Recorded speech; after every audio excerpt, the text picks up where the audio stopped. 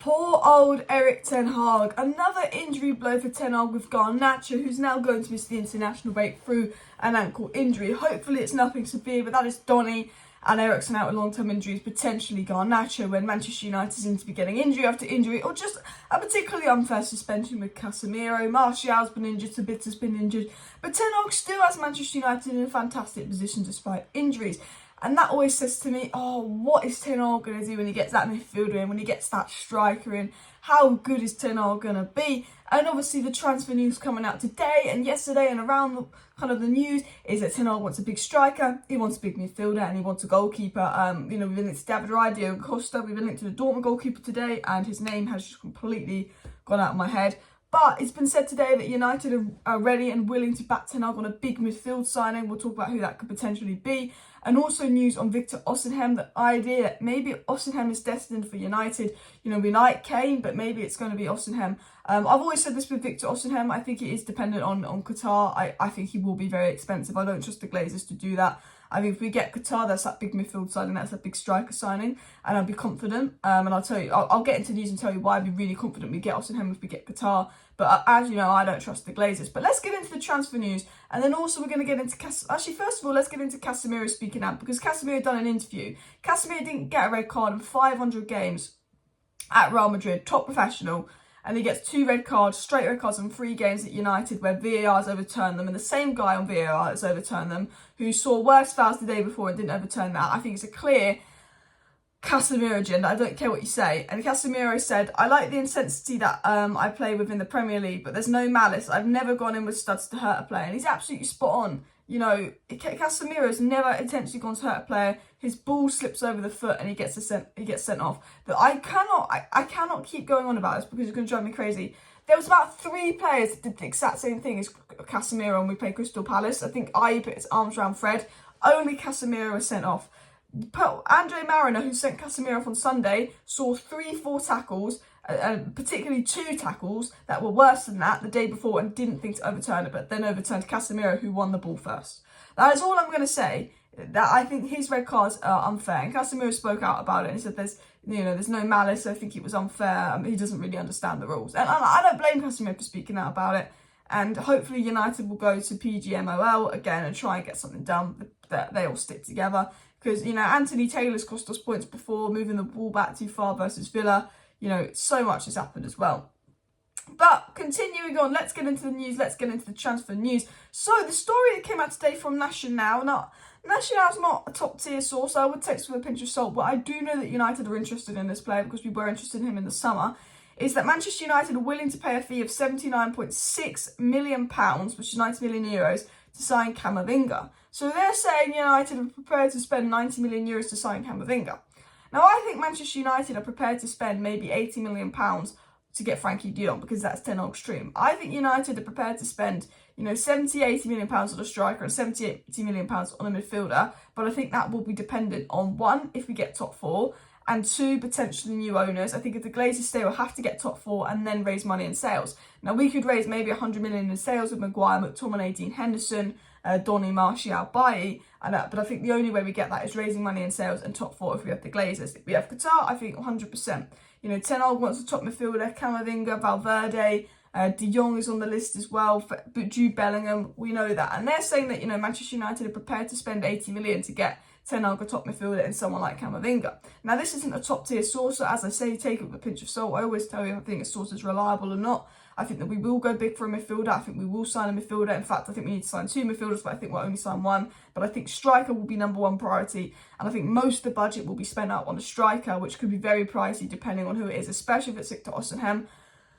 I could see us maybe not going for a midfielder that expensive. But personally, in my opinion, it depends if you get Qatar or not. I really think it does. It depends on Champions League and where we finish in the league. But Victor Osimhen is now the number 1 striker United are looking for. News has come out today saying Victor Osimhen is United's number 1 target. Victor Osimhen is destined to go to United. Victor Osimhen wants United. We've had a big Victor Osimhen day regarding United. And apparently I'm still pronouncing his name wrong, but I literally watched the Serie A game and that's how the commentator pronounced it. So tell me if I've got his name wrong again. But it was said as well, Victor Osimhen is focusing on the next step. Manchester United, City, Chelsea and PSG are all in for him, and the transfer fee will be at least €100 million. So that's £80 million. So I reckon he'll probably cost £100 million. He wants United, he wants the Premier League. So Man City, United, Chelsea, PSG all in for him. Okay. He wants the Premier League, and if we get Qatar owners, we are PSG, the Qataris priority over PSG. So I think that rules PSG out, unless, something happens. So it's between United, City and Chelsea. Well, Manchester City have just got Haaland, they've got problems at, fullback, they've got problems in midfield. I don't think they're going to be spending £100 million on Victor Osimhen with Haaland obviously pumping in the goals. So it's between United and Chelsea. Now, we know Chelsea, we know Todd Boehly, he's an absolute madman. Even though Chelsea aren't great, he's got Enzo Fernandez, he gets this player, gets that player. It's possible, very possible. Now, I think if we get top 4 and Chelsea don't get top 4, and we get Qatar, I think we get Osimhen. I genuinely believe if we get top 4 and Chelsea don't, which I still think will happen despite the injury troubles, despite the Casemiro suspension, I think we'll get top 4 and Chelsea will miss out.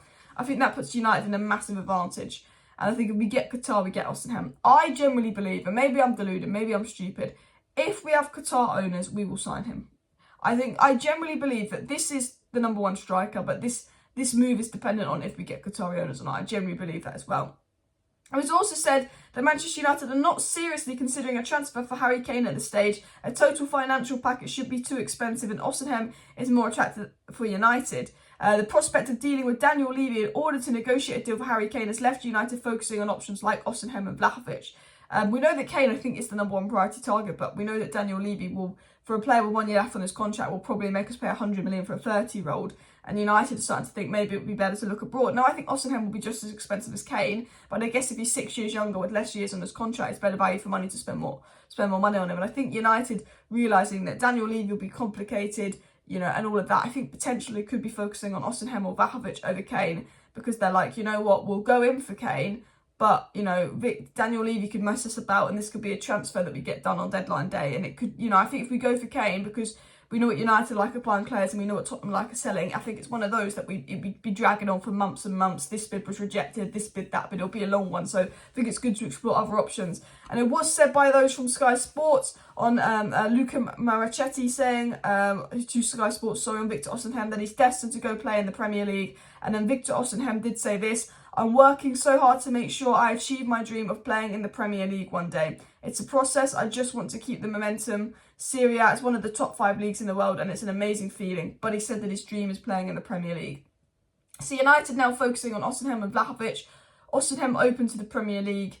Kane, I think, will be a difficult one to do, and United looking at midfielders. So in regards to a transfer update of United, Harry Kane is our number 1 target. I will tell you that for a fact.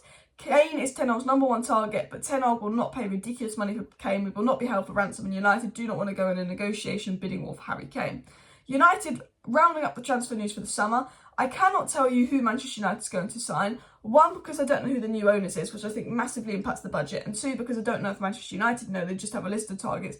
And 3, it's too far away. But what I can tell you is it's very clear and obvious. Striker, midfielder and goalkeeper, particularly striker and midfielder, are the 2 areas United want. United want a big midfield signing, they want a big striker signing. We know that for a while. They're looking at goalkeepers, they're looking at defensive reinforcements. We sent scouts to look at Frimpong. There's an interest in Jurriën Timber, there's an interest in Kim Min-jae. It seems to be strikers number 1 priority, followed by midfielder, followed by potentially a defender.